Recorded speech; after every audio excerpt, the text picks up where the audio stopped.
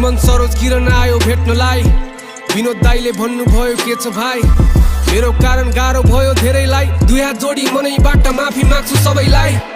आमा रुँदा सम्हालिँदै थिएँ दिदीहरूलाई नरौ भनी सम्झाउँदै थिएँ भेट्न आउनेहरूलाई मैले नाटक स्वरूप भए पनि जोक हान्दै खुसी पार्दै फर्काउँदै थिएँ एउटा बुढो मान्छे लौरो टेक्दै कस्तो लाइन लिए यार कस्तो लाइन लिएको in the house let's go आज मैले लागेको छु 21 days इन जेल 21 दिन जेलमा बाई डाक्टर श्याम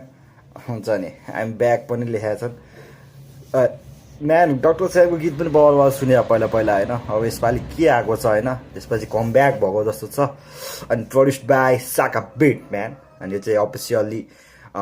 अपलोड भएको छ डाक्टर श्याम अफिसियल युट्युब च्यानलमा सुनिदिउँ है कस्तो छ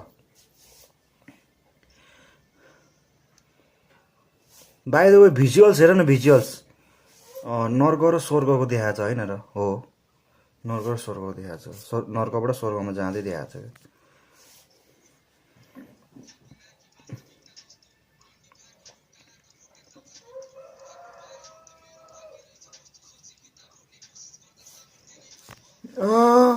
के हो सुरुमै सुरु भइसक्यो कि वास्तविकता जस्तो डन्डी भएको ढोका लाको भोटे ताल्छ कत्रो भाग्न पाए हुन्थ्यो मेरो भाग्य रहेछ कस्तो सोची भित्ता फोड्ने कोसिस गर्दा सामर्थ्य नै कम भो पक्रा पुर्जी सातो गयो मनको सिमेन्टीको चिसो भुइँ जाडो भयो चर्को आँसु पुछेर आमाले छोडिदिनु भएको भयो ओड्नु कि ओछ्याउनु कि अङ्गालो हाल्नु घरको मध्यरातमा जिल्ला बाई द वे हिज पोर्ट्रेइङ त एउटा 21 दिनको जेलको चाहिँ खास गरी एउटा कैदीको चाहिँ कस्तो फिल भयो के भयो कसरी भोगिरहेको पीडा चाहिँ बताएको छ है त्यसपछि सातो गयो मनको सिमेन्टीको चिसो भुइँ जाडो भयो चर्को आँसु पुछेर आमाले छोडिदिनु भएको भयो ओड्नु कि ओछ्याउनु कि अङ्गालो हाल्नु घरको मध्यरातमा जिल्ला अस्पताल मध्यरातमा रगत भयो जाँच यता जाडो भएर दाँत किटिराछु उता ओसिएमसी भित्र अन्तर्वार्ता थिएन गलत मनाशय थिएन गलत धारणा देखे जाहेरीमा झुट्टो आरोप गलत आचरण थाहा त्यो प्रगतिले शत्रुहरू भएको आकर्षण लाग्थ्यो निस्के भने जीवन जिउने लाख उपाय छन् Suman Saroj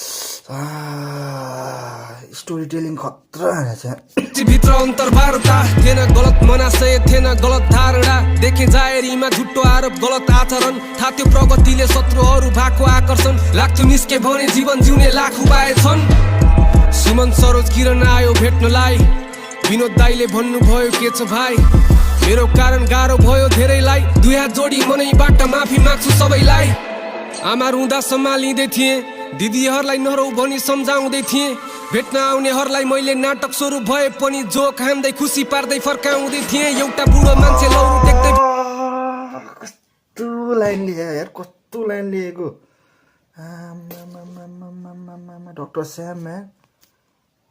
we know how you write लिँदै थिएँ दिदीहरूलाई नरौ भनी सम्झाउँदै थिएँ भेट्न आउनेहरूलाई मैले नाटक स्वरूप भए पनि जोक हान्दै खुसी पार्दै फर्काउँदै थिएँ एउटा बुढो मान्छे लौरो टेक्दै भेट्न आछ अरे भन्ने खबर कानमा परेपछि धड्कनहरू बढे म पहिलोचोटि पश्चातापको अगेनामा जले जब वृद्ध बाको आँखाबाट आँसुहरू खसे म भित्ताभरि मुड्की हानी बाथरुम पछि रुन्थी मेरो गल्ती थिएन केही पनि तर खै के भयो कुन्नी के दिए सजाए हो को मान्छे रमाउने म एक्लै थिएँ काफी परिवारलाई किन सताउने र्याप हान्दै हिँडेको त्यो शान्तिनगर चोक हुँदै हतकडी लगाएर भ्यानमा म्याथप गर्न कोट चिच्याएर छोड भनी दौडिनलाई मन थियो मैले मूल्य बुझे पहिलोचोटि स्वतन्त्रताको कसरी गरौँ वर्णन मलाई हिरा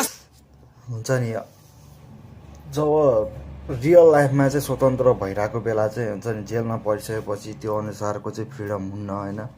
एउटा कैदी भएर बसेपछि अनि स्वतन्त्रताको चाहिँ महत्त्व बुझ्यो भन्न खोजेको छ होइन हतकडी लगाएर भ्यानमा म्याथप गर्न कोट चिच्याएर छोड भनी दौडिनलाई मन थियो मैले मूल्य बुझे पहिलोचोटि स्वतन्त्रताको कसरी गरौँ वर्णन मलाई हिरासतको नरक मेरो सोचहरूको झडप बढ्छ आत्मबलमा दमन त्यो भन्दा ठुलो टर्चर भएको अरू के छ भनौँ जब आत्महत्या गर्छ भनी लेख्न पाइन कलम भाइटिकाको अघिल्लो दिन टाउको दुख्यो जो डाक्टरले औषधि दिएर भन्यो बढी भयो सोच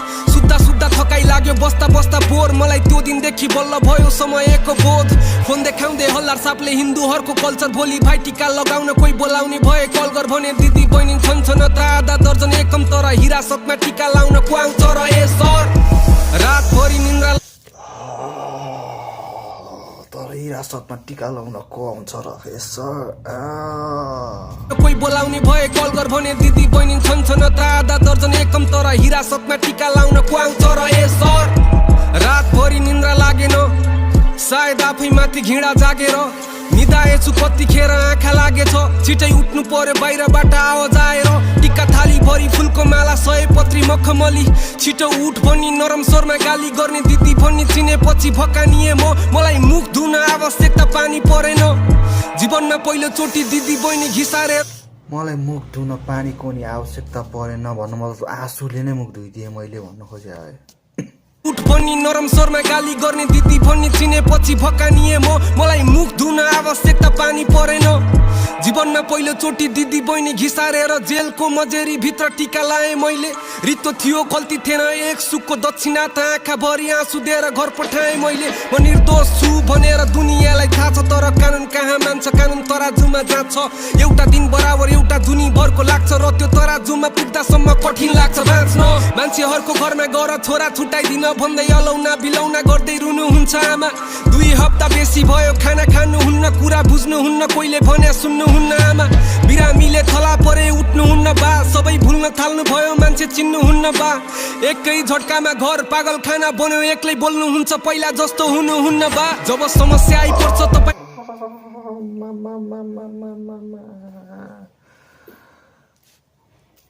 हुन्छ नि पर्फेक्ट भइसकेको छ के त्यो लेख्नमा पर्फेक्ट के फुल पर्फेक्ट के म्यान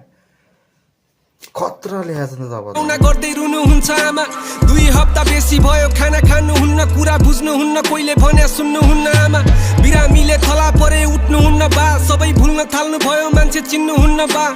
एकै झट्कामा घर पागल खाना बन्यो एक्लै बोल्नुहुन्छ पहिला जस्तो हुनुहुन्न बा जब समस्या आइपर्छ तपाईँ गलत नै हो भन्न ठुलो भिड तयार बन्छ भन्थे आफ्नो पराई चिन्न तलाई दुःख पर्न पर्छ मलाई पनि भयो प्रश्न जब धेरै मान्छेहरूले गरे भेट्न आउन बन्द 21 दिनमा धरौटीमा निस्किए नि म घरको आदि सम्पत्ति त सिद्धिसकेछ परिवारको हाँसो खुसी सबै रित्तिसकेछ अनि यो दाग कसै गरी पनि मिट्ने भएन सबै रियल फ्याक्ट्स हुन्छ नि धेरै मान्छेहरूले गरे भेट्न आउन बन्द 21 दिनमा धरौटीमा निस्किए नि म घरको आदि सम्पत्ति त सिद्धिसकेछ परिवारको हाँसो खुसी सबै रित्तिसकेछ अनि यो दाग कसै गरी पनि मिट्ने भएन